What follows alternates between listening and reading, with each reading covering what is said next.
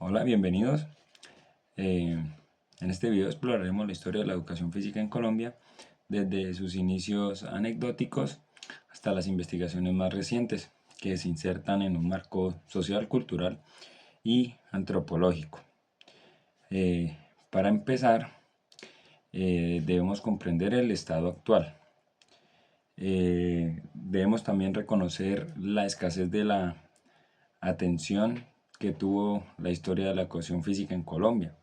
Los archivos de la Comisión Nacional de Educación Física de 1925 a 1968 que están prácticamente desaparecidos. Todo lo que son planes, programas, textos, informes y planos de prácticas culturales se perdieron. Sobrevivieron algunos fragmentos de memorias aisladas, algunas anécdotas sobre triunfos deportivos y eso es todo. Esto lo evidencia el predominio de relatos anecdóticos por encima de un análisis crítico de la disciplina como un fenómeno social. Cuando hablamos de desatención, pues hablamos de un desprecio por un campo que está presente en la cultura, pero que se deja al margen de la reflexión científica y filosófica.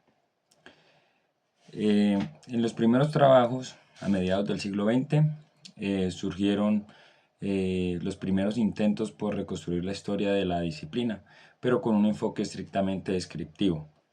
Hay un profesor uruguayo que se llama Raúl Blanco y en su obra, que se llama Historia Universal de la Educación Física, dedicó un capítulo a Colombia, donde repasó la Ley 80 de 1925, las funciones de la Comisión Nacional y las recomendaciones del Congreso de Profesores de 1943, además de la creación de un Instituto Nacional. Sin embargo, omitió trabajos como los de Bejarano y Jiménez López, que sí dedicaban el papel de la educación física en la modernización escolar y la regularización del tiempo libre.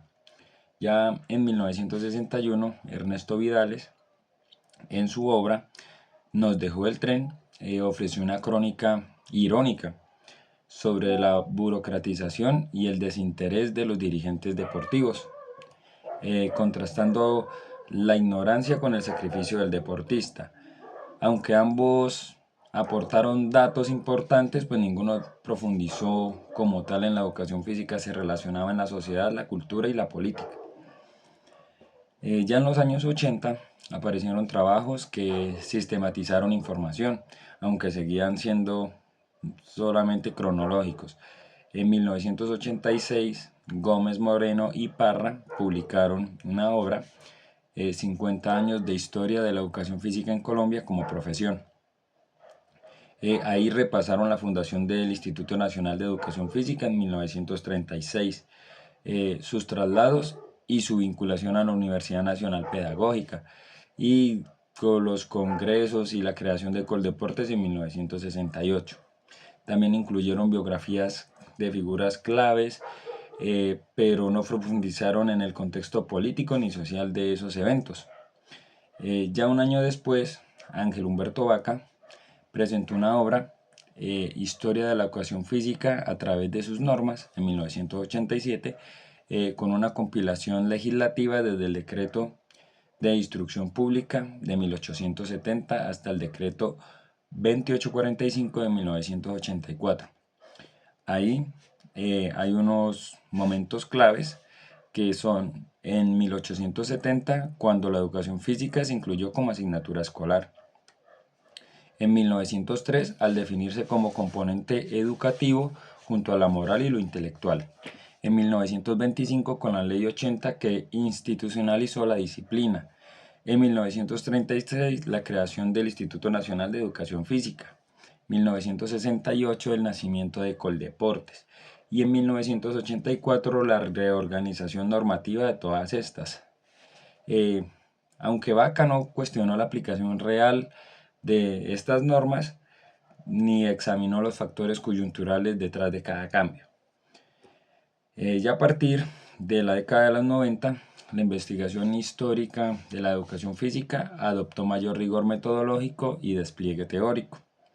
Ya no bastaban los relatos cronológicos pues emergieron tesis que vincularon la disciplina con problemáticas sociales y culturales. Una de ellas es Patricia Quesada y Néstor Alonso Sánchez, en su obra La educación física en Colombia, una historia por construir, en la Universidad del Valle. Ellos utilizaron un enfoque Foucaultiano para interpretar la Ley 80 de 1925 y el Decreto 2743 de 1968 como dispositivos estatales de control del cuerpo. Ellos propusieron reivindicar el cuerpo en la educación física al enlazar la disciplina con debates nacionales e interdisciplinarios. Otro exponente fue Luis Ignacio Martínez, con su obra Surgimiento del deporte y el tiempo libre en Bogotá en 1895-1920. En este, exploró cómo las migraciones campesinas y la industrialización impulsaron la organización de actividades recreativas y deportivas. Señaló que hasta finales del siglo XIX el deporte era el privilegio de la élite y que solo en este periodo la ciudad necesitaba ocupar el tiempo, ya sea de los trabajadores o de la clase obrera, pero que fueran con prácticas sanas. Su trabajo incluyó fuentes urbanas, económicas y culturales y eso hizo que se ampliara el campo de estudio. Ya en el ámbito del género, una exponente fue Astrid Viviana Rodríguez con su obra Educación Física y Mujer en el periodo de 1930-1950, aproximación a una historia de la sexualidad. En este se hizo un análisis de la discriminación que enfrentaba la mujer en la educación física, fundamentada en conceptos eugenésicas e higienistas, y mostró cómo las niñas eran instruidas para ser madres abnegadas, asimilando la idea de debilidad natural. Para esto se basó utilizando la prensa de la época y documentación sobre políticas de salud para construir una imagen del cuerpo femenino en la época. Ya por último, uno de estos exponentes de la época de los 90 fue Luis Alfonso Garzón. En la obra es Apuntes para la historia de una confusión, educación física, deportes. Esta fue en 1997. En esta identificó los paradigmas castrenses, organicista, psicomotriz y cognitivo-motriz, que influyeron en la educación física colombiana. Las conclusiones que él sacó pues, plantearon la necesidad de una educación física inclusiva, con una acción consciente y creadora, capaz de cuestionar estructuras jerárquicos sociales y combatir la privatización del deporte. Ya cambiando la perspectiva, Marta Cecilia Herrera y Carlos Lowe, en su obra Los intelectuales y el despertar de la modernidad, el caso de la Escuela Normal Superior, una historia reciente y olvidada. Estudiaron el papel de participación que tuvo la institución en la República Liberal. Explican que la Normal Superior buscaba elevar el estatus del maestro y profesionalizar la docencia. Se organizó el Instituto Nacional de Educación Física con pensum propio y formación de egresados. También por primera vez la educación física recibió un estatuto teórico, el cual era reflexionar sobre el movimiento, el desarrollo corporal y la formación integral del individuo. Transformó el discurso del cuerpo, que antes la pedagogía católica condenaba como pecado, para enmarcarlo en la lógica de la escuela activa, lo que comprendía higiene, alimentación y ejercicio científico.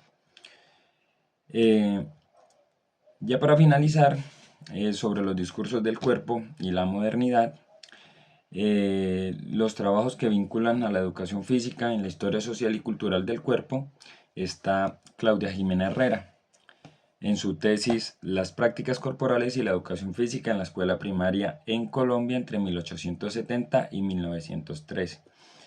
En ella analiza cómo la pedagogía católica y la disputa de la Iglesia-Estado definieron el lugar del cuerpo infantil.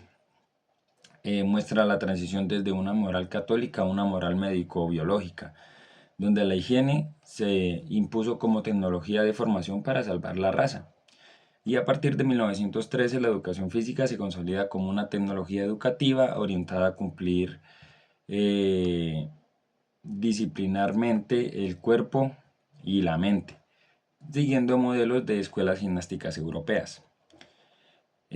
También la antropóloga Sandra Pedraza Gómez, en su obra En Cuerpo y Alma, Visiones del Progreso y la Felicidad, de 1999, distingue 4 discursos corporales en la modernidad colombiana: la urbanidad, la higiene y la salud, la cultura física y la hiperestesia.